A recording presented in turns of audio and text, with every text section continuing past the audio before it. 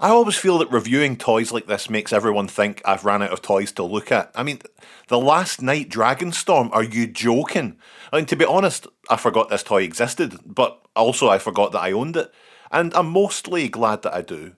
Kinda. You know, I know you're going to be thinking, Gavin, you're talking about Dragonstorm. It's like it's one toy when there's clearly two of them. Well, that's because before they combine into Dragonstorm, we have two lads, Stormrain and Draconicus, two names that might sound like names for groups of alt-right shitheads, but are actually just a little embarrassing.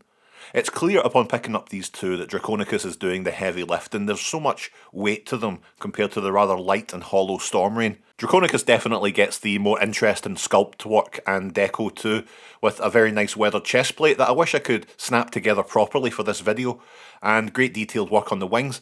They've got an excellent head sculpt too, and honestly, if it weren't for some of the patches of bare grey plastic, especially on those two swords, there'd be few complaints. Even the obvious dragon heads underneath each forearm, it's like, oh, like suddenly dragon heads aren't cool? Like, you've changed. Stormrain doesn't come across well in direct comparison to Draconicus, but there is some nice work in here. Again, it's a good head sculpt and some decent detail in places.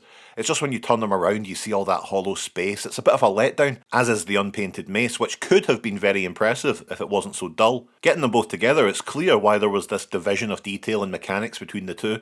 Draconicus becomes the vast majority of the alt mode, with Stormrain only really turning into this big hot dog that sits in the centre of a particularly disturbing bun.